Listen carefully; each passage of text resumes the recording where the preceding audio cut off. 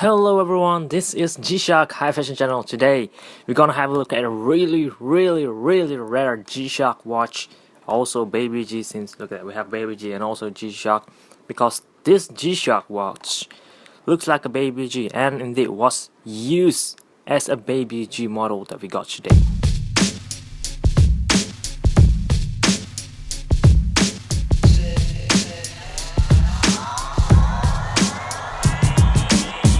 Just from the box alone, you know how rare this thing is and how hard it is to get a G-Shock that comes in this box that is still holding up. This is the DW-520-6 AT. This will be the barcode. This will be all the functions that this model have. We'll talk about this afterward as well. Baby G-Shock removable metal protectors included as well. And for the rest are just basic. On top here we have some sort of like a message. Don't let G-Shock new slim limes fool you. This is a real G-Shock, of course, a watch that can take abuse without missing a beat and still looking great. With its shock and water resistant construction and removable metal bar protectors, they are no better watch for the beach, the mountains, or just around town. But yeah, this is indeed not for formal wear, but for casual wear though. This is probably the best one, but not to be used in 2018 in my opinion, because of how rare this thing is and you don't want to beat or abuse this at all.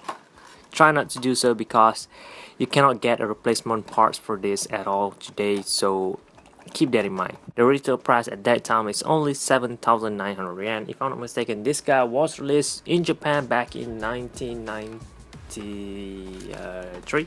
Making this guy over here is already 25 years old, up to date, very old. And here is the manual book. Will you look at that? We also got a manual book, even though we don't really need this. I mean, the function itself very simple. I already made a module demonstration video as well, explaining what this watch are capable of doing. But regardless, let me show you guys what we have here. Look at that, fully in Japanese, of course, and they also show us how to remove the metal bar protectors over there, which is indeed just by force, but it needs to use 2 fingers, by the way. Right, store this thing away. There are a lot to talk about this watch anyway, so that's why I'm showing all of this in this video as well, because the watch itself is very much simple. What's so special about this one I'm holding now is indeed the colorway, as you guys see right now. This guy and this guy at the back over there. Look at how similar both of this is, and that is why Casio G-Shock called this guy over here, the throwback series, because of this model over here. Throwback to this guy, this release. You know what, let me bring this thing in. This purple and green one, I'm very sure was based on this guy. Although the tone is a little bit off, but you get the idea. Yep, alright, done. Remove it over here, and as you guys can see right now, we also got 2 more metal bar protectors for a very low cost. Look at that, 2 more bars in white and also in yellow gold. Well, I don't think they're gonna look that good in my opinion. This purple one, the original one, is the best looking. It matches very well with the watch band, but if you are into white or gold, you can use it on this piece as well. From the side, standard 2 buttons and also 2 screws. From this side, standard 2 screw, but only 1 button, just in case you guys haven't watched the review video yet. Look at that. And the bull bars just placed on top of there, which is similar to as any other G-Shock up there. Indeed a DW-500 series, so that's why it looks similar to this. This is the 560, this is the 520 instead of 500, because it comes with these color variations right here. Basic 500 comes in full single 1 tone only, and we have here Casio Japan sign buckle below it, which is nice thing as well. And if I'm not mistaken, the whole piece was made in Japan, including the engine inside there as well. This 560 was made in Thailand, so that's why this guy is cheap and also colorful and beautiful. This guy is beautiful, but yet still made in Japan, so that is a high valuable point over there, especially if you are a hardcore collector. Okay, now what else we have here is the watch band pattern design. I believe this is called the speed model, similar as the DW-5000 series that was released in 1993 for the 10th anniversary. The watch band design comes in this single groove for each of those holes over there, which is not the same as like this guy. Standard speed model watch band design that we got today will come on with a single groove that applies to all of them at once. In this case, single, 1 by 1. I'm not sure if the camera could pick it up or what, but the the colorway for both are pretty much different. The purple tone on this 560 is a little bit more saturated. This DW-500 string has a little bit more bluish hue to it, so that's why it didn't appear as green, but both of them are still looking great, and they are indeed very much similar all the way to the upper part of this watch band over here. The band keeper, however, aren't the same at all. Single slits on top here. The one of DW-500 are the same, just flat, simple, nothing much going on over there. And also the watch band is indeed tapered. This applies to both of this model. The button operations are still the same, the button construction are still the same, but if you look inside the watch, which I already did, or the beeper actually located at the watch face, which is very weird. Most G-Shock, if not all G-Shock we got at the back, or even this guy I believe, come with a beeper that was placed on the back plate, like glued on there. In this case, however, the beeper was placed around this white part over here. This cream looking part on the watch face is where the beeper is at.